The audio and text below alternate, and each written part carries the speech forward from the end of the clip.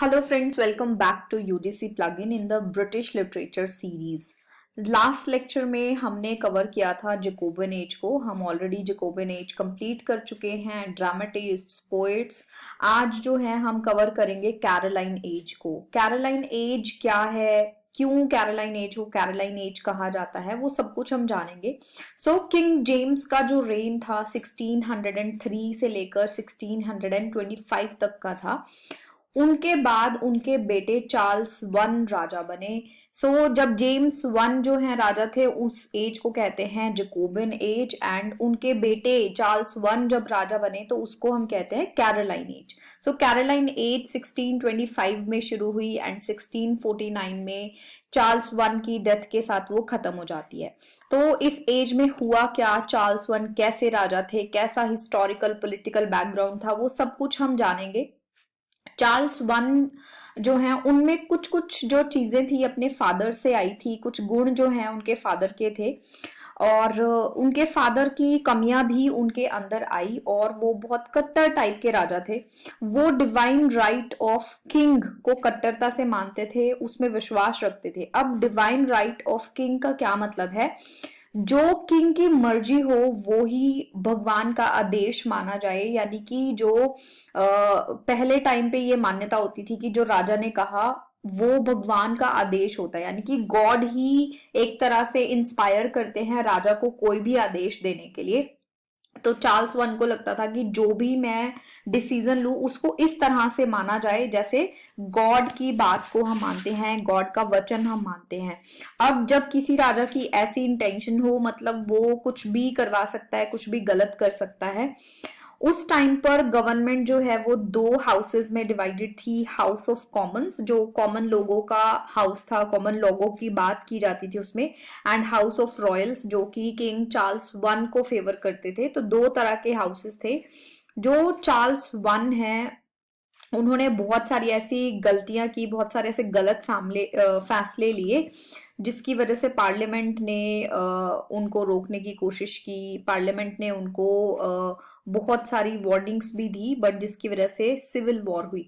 तो ये जो टाइम है ये कन्फ्लिक्ट का एक टाइम पीरियड था, जिसके बाद लिटरेचर को बहुत ज्यादा हानि हुई। अभी पीछे जो है वो गोल्डन एज चल रही थी हर तरह से। चार्ल्स वन के कुछ डिसीजंस की वजह से बहुत सारी प्रॉब्लम्स जो है गवर्नमेंट को हुई। पार्लियामेंट ने उनको काफी रोकने की कोशिश की। अब वो गलत फैसले कौन से थे वो आपको पता होने चाहिए, उसी से हम लिटरेचर को आगे अंडरस्टैंड करेंगे। जैसे एक कैथोलिक प्रिंसेस से उन्होंने शादी की जो कि फ्रांस से थी।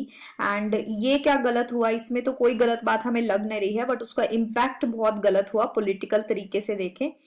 उस टाइम तक इंग्लैंड की जो मैक्सिमम पॉपुलेशन थी वो प्रोटेस्टेंट बन चुकी थी। अब जब पॉपुलेशन प्रोटेस्टेंट है तो उनको अब ये डर लग रहा है कि रानी कैथोलिक आ गई, अब इनका बेटा जो होगा वो क्या बनेगा। तो बहुत टेंशन जो है पब्लिक में क्रिएट हो गई थी। अब लोगों को बड़ी टेंशन होने लगी थी। दूसरी चीज जो प्रॉब्लम थी, चार्ल्स का behaviour towards money. Charles one को लगता था कि जो ट्रेजर है वो उसका है, जो खजाना है वो पूरा उसके कंट्रोल में होना चाहिए और वो उसको जैसे चाहे वैसे खर्च कर सके। इसी रीजन से पार्लियामेंट ने उसको रोकने की कोशिश की, क्योंकि जो पैसा होता है वो जनता का होता है, जनता से टैक्सेस कलेक्ट करके उसको बनाया जाता है एंड राजा के पास अथॉरिटी होती है ताकि वो उसको सूझबूझ से सही तरीके से यूज कर सके। बट राजा का इंटेंशन क्या था कि वो सारा पैसा खुद अपने ऊपर ही खर्च कर ले। इसी रीजन से उसने अपर क्लास के लोगों के ऊपर भी हैवी फाइन्स लगाना शुरू कर दिया एंड स्टार चैम्बर में पार्लियामेंट से बिना कंसल्ट किए उसने कानून बनाने शुरू कर दिए ताकि वो जो चाहे वो कर सके। चार्ल्स ने एक और काम किया, चार्ल्स ने नेवी के बेनिफिट के नाम पर सबसे शिप टैक्स लेना शुरू कर दिया। चाहे कोई गरीब है अमीर है, उसने कहा कि हम अपनी आर्मी को स्ट्रॉन्ग कर रहे हैं, उसके नाम पे उसने नेवी के बेनिफिट को दिखाते हुए पैसा लेना शुरू कर दिया। 10 साल तक उसने पार्लियामेंट को मीटिंग्स नहीं करने दी और एक टायरेंट की तरह उसने पर्सनल रूल चलाया। तो ये सारी गलतियां जो है चार्ल्स वन ने अपने काल में की, शासन काल में की। उन्होंने कुछ अच्छे काम भी किए होंगे, बट हमारे लिए ये सारी चीजें जानना इंपॉर्टेंट है, क्योंकि इससे हमें ये पता चलेगा कि फिर लिटरेचर किन चीजों से इम्पैक्ट हुआ। सो लिटरेचर सिविल वॉर से इम्पैक्ट हुआ। अब सिविल वॉर क्या है? सिविल वॉर जब कंट्री में आपस में ही अंदर ही लड़ाई चल रही हो, वो क्यों हुई? तो जब ये सारी गलतियां जो है राजा कर रहे थे, पार्लियामेंट को उन्होंने मिलने नहीं दिया, पार्लियामेंट और लोग ये सारी चीजें ऑब्जर्व कर रहे थे, तो एक समय ऐसा आया, एक टाइम ऐसा आया कि जो राजा है उसका स्कॉटलैंड के लोगों के साथ एक कन्फ्लिक्ट हो गया, और उसे लगा कि मुझे स्कॉटलैंड के लोगों से लड़ाई करनी है। बट उसे पार्लियामेंट की हेल्प की जरूरत पड़ी, उसे कुछ पैसे की जरूरत पड़ी जो उसे पार्लियामेंट दे सकती थी। जब उसने पार्लियामेंट से मदद मांगी, तो पार्लियामेंट ने दो शर्तें उसके सामने रख दी। पार्लियामेंट ने कहा कि पहली शर्त हमारी ये है कि जो आपका चीफ एडवाइजर है, जो आपको गलत गलत राय देता रहता है, उसको आपको एग्जीक्यूट करना पड़ेगा। एंड सेकंड, आप कभी भी पार्लियामेंट को डिसॉल्व नहीं करोगे, हमारी मीटिंग्स को रोकोगे नहीं, एंड जनता के ऊपर एक्स्ट्रा टैक्सेस नहीं लगाओगे, उनके ऊपर एक्स्ट्रा बर्डन नहीं डालोगे। ये बात सुन के राजा तो तिलमिला उठा, राजा को गुस्सा आ गया, एंड वो अपने 300 लोगों के साथ उसने अपनी खुद की ही पार्लियामेंट के ऊपर अटैक कर दिया। तो जिसकी वजह से हम कह सकते हैं कि सिविल वॉर शुरू होगी। तो 1642 में सिविल वॉर शुरू हुई, वो कई साल तक चली। उसके बीच क्या क्या हुआ वो भी हम थोड़ा सा देख लेते हैं। सो पार्लियामेंट ने भी अपनी कमर कस ली, बट अब पार्लियामेंट वाले लोग जो हैं वो सैनिक तो है नहीं, उन्होंने कभी लड़ाइयां तो लड़ी नहीं है, वो तो राजकाज का काम देखते हैं, तो वो थोड़े वीक पड़ गए। बट फिर भी उन्होंने आउटर हेल्प ले करके राजा को हरा दिया, एंड राजा को जो है भागना पड़ गया स्कॉटलैंड। उन्होंने किसकी हेल्प ली? उन्होंने ओलिवर क्रोमवेल की हेल्प ली, जो कि आई थिंक स्कॉटलैंड से आया था, एंड उसके पास पूरी एक तरह से नॉलेज थी, एक सोल्जर था वो, और उसने पार्लियामेंट को पूरा हेल्प किया, सपोर्ट किया, एंड राजा को हरा दिया।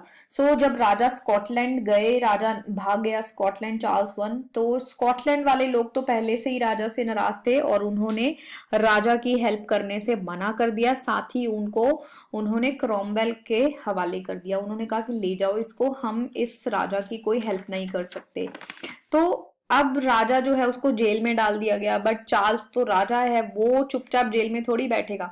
सो चार्ल्स ने क्या किया, वहां पर अपनी आर्मी बनाने की कोशिश की। जब उसने अपनी आर्मी बनाने की कोशिश की, तो लोगों को, मतलब जो गवर्नमेंट है, जो ओलिवर क्रोमवेल है, उनको पता चल गया, तो उन्होंने डिसाइड किया कि राजा को एग्जीक्यूट कर दिया जाए। वैसे तो ये बहुत ही डिफिकल्ट काम होता है, किसी भी राजा को मारना बहुत बड़ी बात होती है, एंड जो रॉयल ब्लड ना हो वो राजा भी नहीं बन सकता, ये भी एक क्वेश्चन था। सो 1649 में ओलिवर क्रोमवेल ने राजा को एग्जीक्यूट करा दिया, एंड इंग्लैंड पर उसने रूल शुरू कर दिया। बट वो राजा नहीं बन सकता था ओलिवर क्रोमवेल, तो उसने अपने आप को क्या नाम दिया, लॉर्ड प्रोटेक्टर, कि मैं इंग्लैंड को प्रोटेक्ट करने आया हूँ, जो बुराइयां इंग्लैंड में है उसको खत्म करने आया हूँ। तो लॉर्ड प्रोटेक्टर के रूप में ओलिवर क्रोमवेल ने रूल करना शुरू किया। अब चार्ल्स वन का आगे उत्तराधिकारी कौन है? Charles to. चार्ल्स टू को कुछ समझदार लोगों ने वहां से भगा दिया कि तुम बाद में आना, नहीं तो तुम्हें भी एग्जीक्यूट कर देंगे ये। तो वो स्पेन की तरफ चले गए, एंड बाद में 1660 में वो वापस आए, उनको लेने के लिए गए जो राजा के वफादार लोग थे। सो ओलिवर की डेथ जो है 1658 में हो गई थी, और उनके बेटे जो रिचर्ड है वो उनकी तरह सूझवान नहीं थे। तो रिचर्ड को हरा कर चार्ल्स टू ने अपनी गद्दी वापस ली, और मोनार्की फिर से इंग्लैंड में शुरू हो गई। इसी वजह से उस टाइम पीरियड को, 1660 के बाद का जो टाइम पीरियड है, उसको हम कहते हैं रेस्टोरेशन एज, यानी कि मोनार्की का रिस्टोरेशन होना, है ना, दोबारा से मोनार्की जो है वहां पे शुरू हो गई। तो ये था बैकग्राउंड कि किस तरह से चार्ल्स वन को एग्जीक्यूट किया गया। कैरोलाइन एज एक बहुत छोटी सी एज है। सिविल वॉर की वजह से बहुत ज्यादा लिटरेचर हमें इस टाइम पर नहीं मिलता है, तो लिटरेचर का बहुत लॉस हुआ, हमें बहुत ज्यादा ड्रामाज या बहुत ज्यादा कुछ नहीं मिलता है, जैसे पिछली एजेस में हो रहा था। एलिजाबेथन एज और जैकोबियन एज में जो ड्रामा है, पोइट्री है, वो बहुत ज्यादा फ्लरिश कर रही थी। तो इस टाइम पर हमें माइनर पोइट्स मिलेंगे, बट वो इम्पोर्टेंट है सरफेस लेवल पे हमें पढ़ने हैं। तो आज के लेक्चर में हमारा मेन जो रहेगा वो रहेंगे कैविलियर पोएट्स, यानी कि जो चार्ल्स वन को सपोर्ट करते थे। जो ये लड़ाइयाँ हुई इसमें बहुत सारे लोग जो है डिवाइड हो गए। मोस्टली लोग जो है कॉमनर्स की तरफ थे और कुछ लोग थे जो राजा को सपोर्ट करते थे, राजा के वफादार थे। उनमें से कुछ 4-5 पोएट्स थे जो राजा को सपोर्ट करते थे, जिनको हम कैविलियर पोएट्स कहते हैं। तो कैविलियर पोएट्स के बारे में भी हम थोड़ा सा जान लेते हैं। ये एक ग्रुप ऑफ पोइट्स है जो कि रॉयलिस्ट हम इनको कह सकते हैं, क्योंकि ये राजा की तरफदारी करते थे। एंड चार्ल्स वन के ये सपोर्टर थे। चार्ल्स वन को ये हर तरह से सपोर्ट करते थे अपनी पोइट्री के थ्रू। और कुछ तो ऐसे हैं जिन्होंने अपना सारा पैसा जो है राजा को दे दिया था अपनी आर्मी बनाने के लिए। ऐसा कहा जाता है कि कभी ना कभी राजा ने इन लोगों को सपोर्ट किया था इनके मुश्किल टाइम में या इनकी लाइफ में। तो जब राजा का मुश्किल टाइम पड़ा तो इन्होंने भी उनको सपोर्ट किया। इनकी पोएम्स में कुछ खास बात है, इनमें थीम ऑफ लव आपको दिखाई देगी, ब्यूटी, लॉयलिटी एंड सबसे मेन बात कार्पेडियम। कार्पेडियम क्या होता है मैं पहले भी बता चुकी हूँ। कार्पेडियम होता है जहां पर हम कहते हैं सीज द डे, यानी कि आपकी जो लाइफ है वो बहुत शॉर्ट है ऐसा मान लो, और जितनी भी है उसको ब्यूटीफुल तरीके से जियो। तो इस तरह की थीम्स जो हैं इनके वर्क्स में हमें दिखाई देती हैं। इन सब का नाम आपको अच्छे से याद करना होगा। 4 कैविलियर पोइट्स हम आज डिस्कस करेंगे। 4 कैविलियर पोइट्स के नाम आपको पता होने चाहिए, क्योंकि एक ये भी क्वेश्चन बनता है जो मल्टीपल टाइम्स कॉम्पिटिटिव एग्जाम्स में, नेट में, सेट में, असिस्टेंट प्रोफेसर्स के पेपर में रिपीट हुआ है। So Thomas Carew, sir John Suckling, Robert Herrick and Richard Lovelace. हमने पिछले लेक्चर में मेटाफिजिकल पोइट्स को किया था, तो कंफ्यूज नहीं होना है। मेटाफिजिकल पोइट्स की अलग से एक लिस्ट बनानी है, कैविलियर पोइट्स की अलग से, क्योंकि ये एक ही टाइम पे लिख रहे थे तो थोड़ा थोड़ा सिमिलर भी लिख रहे थे, मतलब थोड़ा आगे पीछे लिख रहे थे, तो बहुत बार कंफ्यूजन हो जाती है इनके नेम्स में। तो आप अपने हिसाब से जैसे आप याद करते हैं वैसे आप याद करें। थॉमस कैरियू हमारे फर्स्ट पोइट हैं जिनको हम डिटेल में डिस्कस करेंगे। थॉमस कैरियू एक अरिस्टोक्रेटिक क्लास से बिलोंग करते थे और इन्हें रॉयलिस्ट भी हम कह सकते हैं, क्यों वैसे तो ये सारे ही जो पोइट्स हैं इनको हम रॉयलिस्ट कह सकते हैं। इनकी एजुकेशन जो है ऑक्सफोर्ड से हुई थी। ये क्वेश्चंस हमें पेपर में नहीं आएंगे, बट एक पोइट को याद रखने के लिए कुछ कुछ डिटेल्स हमें पता हो तो आसान हो जाता है। इन्होंने 3 एम्बेसीज में एज अ सेक्रेटरी सर्व किया था। सेक्रेटरी थे, राजा की कोर्ट में भी ये हिस्सा थे, तो राज दरबार में जब दरबारी बैठते थे ये भी बैठते थे। और इनकी पोइट्री के ऊपर जॉन डन और बेन जॉनसन का इन्फ्लुएंस हमें दिखाई देगा। मोस्टली जो कैविलियर पोइट्स हैं उनके ऊपर हमें बेन जॉनसन का इम्पैक्ट दिखाई देता है एंड जॉन डन का भी। ये हमें ध्यान रखना है, ये घूम फिर के हमें क्वेश्चन मिल सकता है। और थॉमस कैरियू ने भी कार्पेडियम की थीम को एक्सप्लोर किया है और उन्होंने भी यही चीज बताई है कि लाइफ जो है वो बहुत छोटी है, उसको उसके हर पल को हमें इंजॉय करना चाहिए। इनके वर्क्स को अगर हम देखें तो इनके वर्क्स में इनकी पोएम्स को इनकी डेथ के बाद पब्लिश किया था। 1640 के बाद इनकी पोएम्स जो है वो पब्लिश हुई थी। इन्होंने लव पोएम्स लिखी हैं, एलजीज लिखी हैं एंड बेन जॉनसन की तरह कुछ मास्क्स भी लिखे हैं। इनकी 4 पोएम्स जो है वो एग्जाम पॉइंट ऑफ व्यू से इंपॉर्टेंट है, जो मैंने यहाँ पर मेंशन की है। इनकी थोड़ी थोड़ी डिटेल्स मैं आगे आपको बताऊंगी ताकि इनके नाम याद करने आपको आसान हो जाए। और अगर कोई क्वेश्चन भी आया है पिछले सालों में तो वो भी मैं आपको बताऊंगी। ये 4 नाम याद कर लो: to the queen a rapture, an elegy upon the death of doctor Donne and Coelum Britannicum. ये 4 नाम आपको रटने हैं। टू द क्वीन में क्या है? टू द क्वीन जो पोयम है ये इन्होंने चार्ल्स वन की वाइफ हैनरिएटा मारिया उनको डेडिकेट की है, उनको एड्रेस की है। अब ये राजा रानी को फ्लैटर करने के लिए लिखी गई थी और इसमें फ्लैटरी और कोर्ट से जो आपको पैसा मिलता है या कोर्ट से जो तारीफ मिलती है उसकी इम्पोर्टेंस हमें पता चलती है। थॉमस कैरियू जो है उनको काफ़ी प्रेज मिली थी इस वर्क के बाद। नेक्स्ट जो वर्क है ए रैप्चर। ए रैप्चर क्या है? ये एक लव पोएम है। पोएट ने अपनी काफ़ी लव पोएम्स किसी सीलिया नाम की लड़की को डेडिकेट की है।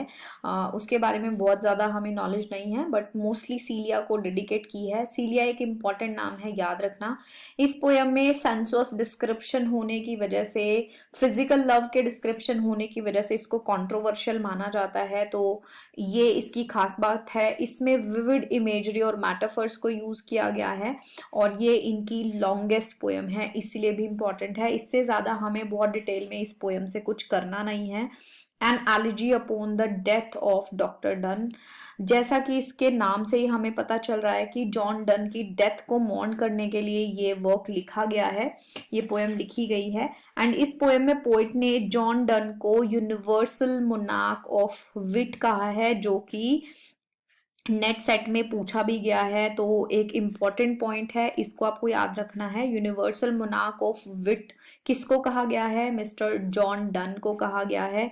और किसने कहा है? थॉमस कैर्यू ने। तो ये दो चीजें आपको इस वर्क में से याद रखनी है। उन्होंने जॉन डन की पोइट्री को इसमें प्रेज किया है, एंड उनके इन्फ्लुएंस की बात कही है कि उनका जो इन्फ्लुएंस है वो हमेशा रहेगा।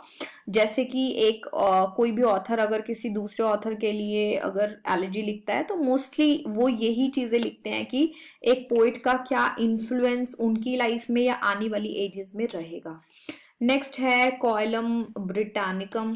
ये एक मास्क है। मास्क मैंने आपको पहले बताया था, बेन जॉनसन लिखते थे, और भी बहुत सारे लोग मास्क लिखते थे, जो कि कोर्ट में परफॉर्म करने के लिए या एक पर्टिकुलर हाई सोसाइटी के सामने परफॉर्म करने के लिए लिखे जाते थे, जिसमें म्यूजिक डांस के थ्रू एक स्टोरी होती थी। जैसे आपने पुरानी फिल्मों में भी देखा होगा, राज दरबार लगा हुआ है और वहां पर बहुत सारे लोग गाने नाचने के लिए आते हैं, और एक उसमें कहानी सी चलती है, तो उसको मास्क कहते हैं। जो चार्ल्स वन की कोर्ट में परफॉर्म करने के लिए इस मास्क को लिखा गया था।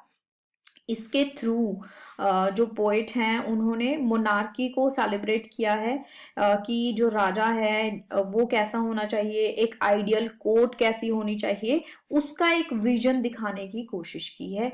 तो ये 4 वर्क्स हैं, इनकी थोड़ी थोड़ी डिटेल्स मैंने आपको बता दी। नेक्स्ट हमारे ऑथर हैं सर जॉन सकलिंग। सो ये भी एक इम्पॉर्टेंट ऑथर हैं अगर हम कैवेलियर पोइट्स की बात करें। इन्होंने कैम्ब्रिज से एजुकेशन ली थी, एंड सबसे इम्पॉर्टेंट चीज, इनको नाइटहुड मिला था, यानी कि इनको नाइटेड किया जाता गया था। ही वॉज नाइटेड इन 1630, एंड उसके चलते इनको क्या कहा गया था? Sir John Suckling. तो सर का जो टाइटल है वो इनके नाम के साथ जोड़ा गया था।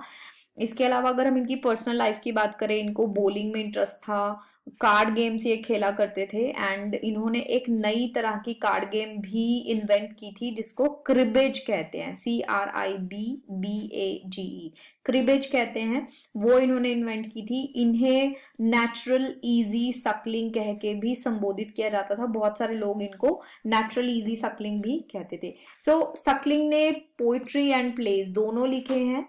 हमें इनके वर्क्स को बहुत डिटेल में नहीं करना है, जितनी डिटेल्स करनी है मैं आपको बताऊंगी। सो प्लेज एंड पोइट्री दोनों इन्होंने लिखे हैं। इनके 4 प्लेस के नाम आपको याद रखने हैं। अग्लोरा जो है, इस प्ले को इन्होंने खुद स्पॉन्सर किया था, ये इसकी खास बात है। खुद अपना पैसा लगा के इस प्ले को स्पॉन्सर किया था। एक तरह से प्रोड्यूसर भी थे, राइटर भी थे, डायरेक्टर भी थे, और एक्टर्स के जो कोट्स थे, जो कपड़े उन्होंने पहने थे, उसमें जो लेसेस लगी थी वो गोल्ड की बनवाई थी। ठीक है, अब इतना खर्चा किया, बट ये उतना ड्रामेटिकली इंटरेस्टिंग प्ले नहीं था, वो लैकिंग था इसके अंदर। तो इसकी स्टोरी लाइन से हमें ज्यादा कोई मतलब नहीं है, ऊपर ऊपर की चीजें आपको पता होनी चाहिए। नेक्स्ट है द गॉब्लिन्स। द गॉब्लिन्स जो है शेक्सपियर के टेम्पेस्ट से इंस्पायर होकर लिखा गया है, ये इसकी एक इंपॉर्टेंट डिटेल है। थर्ड है ब्रेनो रेल्ट, जिसका सेकंड टाइटल भी है द डिसकंटेंटेड कॉलोनल। ये जो प्ले है ये स्कॉटिश लोगों के ऊपर सटायर है, क्योंकि जो जॉन सकलिंग है वो चार्ल्स वन को फॉलो करते थे, उनको सपोर्ट करते थे, एंड उन्होंने स्कॉटलैंड के लोगों के ऊपर एक कटाक्ष किया है। सैड वन उनका एक लास्ट प्ले है जो कि कंप्लीट नहीं हो पाया था क्योंकि सिविल वॉर जो है वो शुरू हो गई थी। तो ये 4 प्लेस की थोड़ी थोड़ी डिटेल्स मैंने आपको बता दी। नेक्स्ट है है इनकी पोएट्री, इसके अलावा इन्होंने कुछ सॉन्ग्स भी लिखे हैं। पोएट्रीज के नाम आपको याद रखने हैं, ए सेशन ऑफ पोएट्स। ये क्यों इंपॉर्टेंट है, क्योंकि इसमें एक तरह से एक मीटिंग दिखाई गई है जिसमें जो कंटेम्प्ररी पोएट्स हैं वो एक मीटिंग में है, किसके under, presidency of Lord Apollo के अंडर जो है ये सेशन चल रहा है। तो इतना ही आपको याद रखना है, बस इसका नाम आपको याद रखना है। नेक्स्ट है बैलेड अपॉन वेडिंग। तो बैलेड अपॉन वेडिंग में कंटेम्प्ररी स्ट्रीट बैलेड का पैटर्न फॉलो किया गया है, यानी कि ये रिजेंबल करता है उस टाइम के स्ट्रीट बैलेड्स जो होते थे उससे। इसके अलावा इन्होंने कुछ सॉन्ग्स लिखे हैं, मैंने आपको बताया, आपको बस पता होना चाहिए। इतनी डिटेल्स आप जॉन सकलिंग से कर लोगे तो आपको होपफुली एक क्वेश्चन मिल जाएगा। नेक्स्ट ऑथर है हमारे Robert Herrick. Robert Herrick important हैं। इनके अंकल जो हैं वो एक गोल्ड स्मिथ थे एंड इन्होंने एज एन अप्रेंटिस उनको ज्वाइन किया था। अप्रेंटिस कौन होते हैं, जो एक हेल्पर भी होते हैं और जो काम भी सीखते हैं और जिसके लिए उनको कुछ पैसे भी दिए जाते हैं। सो इनको भी हम एक गोल्ड स्मिथ कह सकते हैं। जब ये गोल्ड स्मिथ थे उसके बाद इन्होंने अपना प्रोफेशन चेंज किया एंड ये एक प्रीस्ट बन गए। सो क्लर्जी की जो लाइफ होती है वो बहुत बिजी होती है, इनकी लाइफ भी बहुत बिजी थी। अब क्योंकि ये चार्ल्स वन के सपोर्टर थे तो चर्च ने इनको निकाल दिया, इनको बाहर कर दिया। 1660 में जब चार्ल्स टू राजा बने तब इनको इनकी पोजीशन वापस मिली। ठीक है, तो ये कुछ इंपॉर्टेंट डिटेल्स हैं। इसके अलावा इनकी मैरिड लाइफ की बात करें तो इन्होंने कभी शादी नहीं की, बट इन्होंने बहुत सारी जो है लव पोइट्रीज लिखी हैं जो कि इन्होंने अपने लिए पर्सनल लाइफ के लिए नहीं लिखी हैं। एंड इनको हम member of son of Ben कह सकते हैं। अब सन ऑफ बेन क्या है, कुछ पोइट्स हैं जो बेन यानी कि बेन जॉनसन को फॉलो करके लिखते हैं, उनको सन ऑफ बेन या ट्राइब ऑफ बेन भी कहते हैं, तो ये उनमें से एक हैं। इन्होंने बेन जॉनसन के ऊपर 5 पोएम्स लिखी। इनके ऊपर बेन जॉनसन और इटालियन ऑथर्स का इन्फ्लुएंस हमें दिखाई देता है इनके वर्क्स में। अब इनके वर्क्स की बात करें तो इनका सबसे सबसे इंपॉर्टेंट वर्क है जो आपको जरूर से जरूर याद रखना है, वो है हेस्पराइट्स। ये एक पोइट्री कलेक्शन है। हेस्पराइट्स में माना जाता है कि 1400 के अराउंड पोएम्स हैं। ठीक है, तो ये कलेक्शन ऑफ पोइट्री है। अगर टोटल की बात करें तो ऐसा कहा जाता है कि जो रॉबर्ट हैरिक है उन्होंने 2500 पोएम्स लिखी हैं इन टोटल। 17th सेंचुरी में एक सिंगर हुए हेनरी लॉज, उन्होंने इनकी पोएम्स को सॉन्ग्स में कन्वर्ट किया।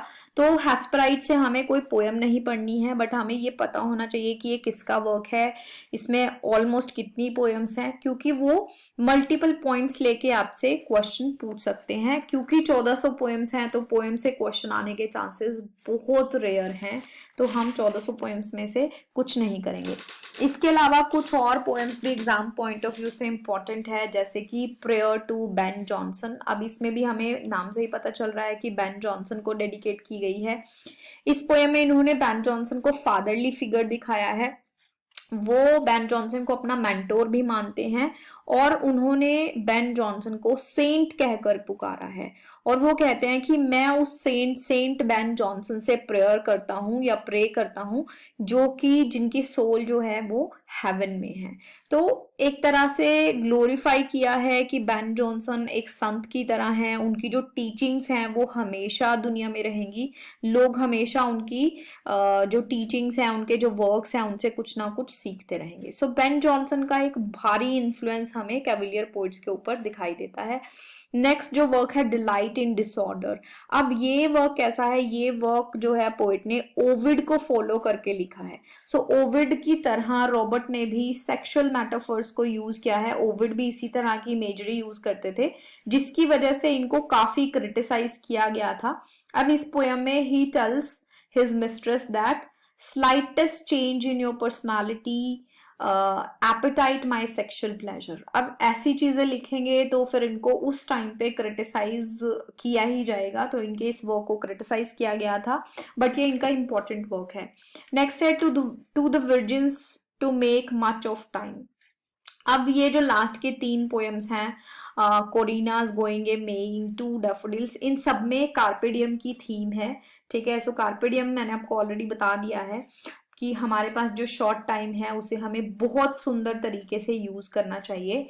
अब इस वर्क में टू द वर्जिन्स में वर्जिन्स को इन्होंने फ्लावर्स के साथ कंपेयर किया है। जिस तरह से आज का जो फ्लावर है कल वो मुरझा जाएगा, जो जवानी है वो कल बुढ़ापे में बदल जाएगी। इसीलिए उन्होंने कहा है कि आप अपने यूथ को, अपनी जो जवानी है उसको पूरी तरह से जी लो, क्योंकि जो बुढ़ापा है वो बहुत ही अगली होगा, बुरा होगा। So live your youth to the fullest, ये इनका मेन जो है मैसेज है इस पोएम के थ्रू। इसके अलावा इन्होंने सन का मेटाफर भी यूज किया है। सन सूरज, सूरज का मेटाफर यूज किया है कि सन जो है वो ग्लोरियस लैंप ऑफ हेवन की तरह है, बट उसका भी दिन आता है, वो भी रात को चला जाता है, यानी कि वो भी खत्म हो जाता है। तो जो भी चीज इस दुनिया में आई है वो नश्वर है, इसीलिए जो भी चीज आपको मिल रही है उसको 100% यूज कर लेना चाहिए जब वो आपके पास है, क्योंकि वो बहुत ही छोटे टाइम के लिए इस दुनिया में होती है। तो सन भी है, शाम को वो चला जाता है, अगले दिन फिर से आता है,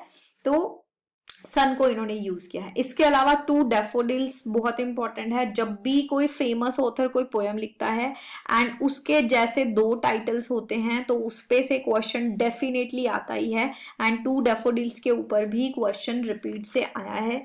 तो वो आपसे टाइटल पूछ सकते हैं कि टू डैफोडिल्स किसकी पोएम है। अब वहां पे अगर हमें ये नहीं पता होगा कि रॉबर्ट हैरिक ने टू डैफोडिल्स लिखे हैं, तो वहां पर ऑप्शन में हम विलियम वर्ड्सवर्थ को क्लिक करके आ जाएंगे। सो विलियम वर्ड्सवर्थ ने भी डैफोडिल्स के नाम से पोयम लिखी है, बट रॉबर्ट हैरिक ने उसके आगे टू यूज किया है। तो ये आपको हमेशा ध्यान रखना है कि टाइटल्स में अगर कोई प्रपोजिशन या कुछ यूज किया हुआ है तो उसके ऊपर भी क्वेश्चन बन जाता है। तो टू डैफोडिल्स अब आपको भूलना नहीं चाहिए, हो सकता है आपके पेपर में फिर से रिपीट हो जाए।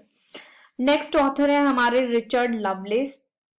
अब रिचर्ड लवलेस जो हैं वो एक बहुत ही वेल्दी फैमिली से बिलोंग करते हैं। अब इनकी लाइफ हम पढ़ेंगे, इनके वर्क्स हम पढ़ेंगे और आपको पता चलेगा कि लाइफ कैसी होती है। लाइफ में कुछ भी हो सकता है, आज आप राजा हैं कल आप रंक बन सकते हैं, वो डिपेंड करता है आपकी डेस्टिनी के ऊपर, आपके कर्मों के ऊपर। सो रिचर्ड लवलेस हैं, वो एक बहुत रिच फैमिली से बिलोंग करते थे एंड चार्ल्स वन के काफी फेवरेट थे। चार्ल्स वन के इतने फेवरेट थे कि इनकी स्टडी पूरी होने से पहले ही ऑक्सफोर्ड से उन्होंने चार्ल्स ने रिचर्ड को जो है डिग्री दिलवा दी थी। तो एजुकेशन पूरी नहीं हुई और डिग्री मिल गई। तो इन्होंने चार्ल्स वन की तरफ से लड़ाई लड़ी। अब देखो चार्ल्स वन ने जो फेवर इनको किया, इन्होंने 100% वो रिटर्न किया है।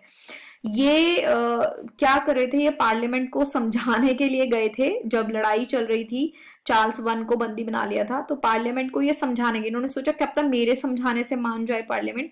उन्होंने कहा कि राजा को आप छोड़ दो, राजा को दोबारा से राजगद्दी पे बिठा दो। तो पार्लियामेंट को तो गुस्सा आ गया और उन्होंने इनको ही पकड़ के जेल में डाल दिया। सो जेल के टाइम पर भी इन्होंने बहुत सारी पोएम्स लिखी रॉयलिस्ट की सिंपथी में, उनको मोटिवेट करने के लिए। तो इस तरह की लाइफ रिचर्ड लवलेस की थी। अब इनके वर्क्स भी बड़े प्यारे हैं, बड़े इंटरेस्टिंग से हैं, वो भी हम देख लेते हैं। इन्होंने प्लेस भी लिखे हैं। तो इनके दो प्लेस के नाम सिर्फ आपको याद रखने हैं। लवलेस ने स्कॉलर्स नाम से एक कॉमेडी लिखी है और सोल्जर नाम से एक ट्रेजेडी लिखी है। तो इनके टाइटल्स आपको पता होने चाहिए। अब ये चीजें इनकी लाइफ से कैसे रिलेट करती हैं वो भी देख लेते हैं। इन्हें जेल से ना फर्स्ट टाइम पार्लियामेंट ने छोड़ दिया था, ये कह के कि चलो छोड़ देते हैं। और इन्होंने क्या किया, अपना सारा पैसा राजा की आर्मी के ऊपर लगा दिया। जितना भी इनके पास सब था, सारा फॉर्च्यून इन्होंने राजा के ऊपर खर्च कर दिया। ये होता है कि टिट फॉर टैट, कि जैसा राजा ने इसके साथ किया इसने भी उसको भर भर के रिटर्न किया। अब जब ये राजा की आर्मी को सपोर्ट कर रहे थे, उसके बाद ये फ्रांस चले गए। फ्रांस की लड़ाई चल रही थी स्पेन के साथ, तो इन्होंने फ्रांस को सपोर्ट किया एंड स्पेन के खिलाफ इन्होंने एज अ सोल्जर लड़ाई की। पहले के लोग क्या करते थे, पहले के लोग जो हैं लड़ाइयों में एज अ सोल्जर हिस्सा लेते थे, वो इसको एक ग्लोरियस चीज समझते थे, एक शान की चीज समझते थे। तो इसीलिए अगर आपकी लड़ाई नहीं भी है तो भी वो लोग एज अ सोल्जर पार्टिसिपेट करते थे। जब वहां पे लड़ाई खत्म हुई फिर से ये इंग्लैंड आ गए एंड अब जो है इंट्रीगम पीरियड शुरू हो गया था। प्यूरिटन्स जो हैं उन्होंने इनको फिर से जेल में डाल दिया एंड फिर इनके डेथ तक ये जेल में ही रहे और गरीबी में और जेल में ही इनकी डेथ हो गई। तो ये होता है फ्रॉम रिचेस टू रैग्स, है ना, कि अमीरी से गरीबी की तरफ किस तरह से इनका रुख हुआ। ये वर्क्स जो हैं आपको इनके टाइटल्स पता होने चाहिए। दो वर्क इंपॉर्टेंट है, टू एल्थिया एंड टू लुकास्टा। इसको हम थोड़ा सा डिटेल में देखेंगे।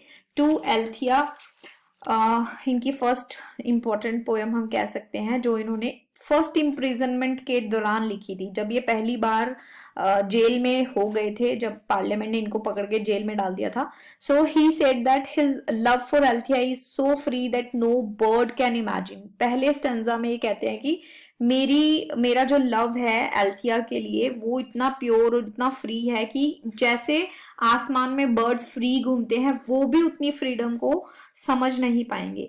सेकेंड स्टेंजा में पोएट ने क्या कहा है कि वो अब भी राजा के हितैषी हैं, उनकी प्रेज के जो सुर हैं वो गाएंगे, अपनी पोइट्री के थ्रू, अपने बातों के थ्रू वो राजा के बारे में लिखेंगे. एंड अब वो कहते हैं कि जेल में होके भी, मैं जेल की चार दीवारी में बंद हूं बट मैं विंड से भी ज्यादा फ्री महसूस कर रहा हूं. थर्ड स्टेंजा में इसी पोएम में पोइट कहते हैं कि कोई भी पत्थर की दीवारें हों या लोहे की सलाखें हों, आयरन बार्स हों, वो मुझे कैद नहीं कर सकती, क्योंकि फ्रीडम जो है that lies in your mind. तो पैराडाइज लॉस्ट की मुझे बात याद आ गई. मिल्टन ने पैराडाइज लॉस्ट में सैटर्न के कैरेक्टर में भी यही चीज डाली है. वो कहते हैं कि हेवन और हेल, फ्रीडम और बाउंडेशन, वो तो हमारे दिमाग की उपज है. हम कहीं भी रहें और ये डिसाइड कर लें कि हमें खुश रहना है तो हम किसी भी प्रॉब्लम में खुश रहेंगे. सिमिलरली पोइट यहाँ कहते हैं कि फ्रीडम तो है वो दिमाग में होती है, it lies in the mind. तो मुझे जेल में उतना ही फ्री महसूस हो रहा है जितना जेल के बाहर महसूस हो रहा था, बल्कि उससे ज्यादा.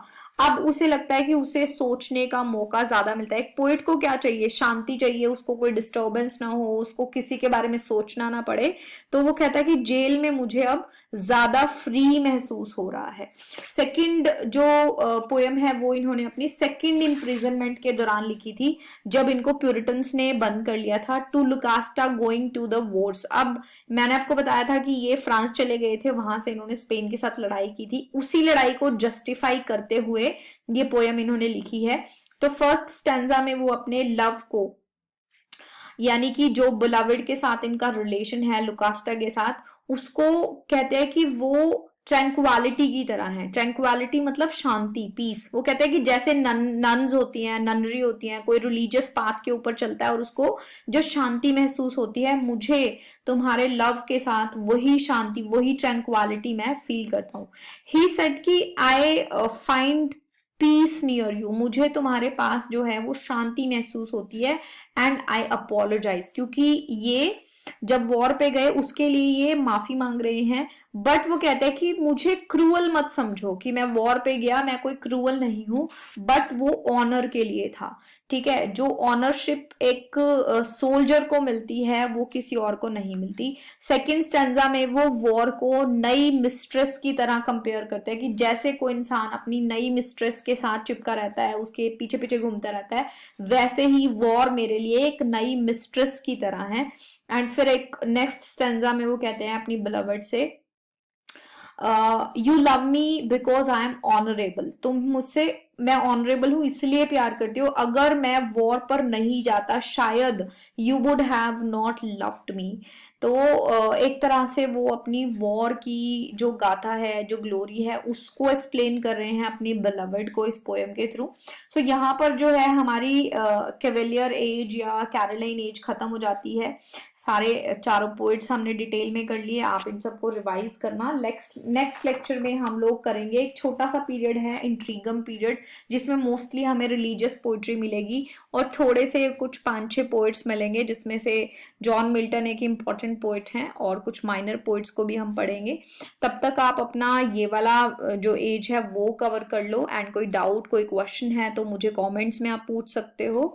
तब तक आप अपनी तैयारी रखो एंड हम फिर मिलेंगे नेक्स्ट वीडियो में. See you soon in the next video. Bye bye. Thank you for watching.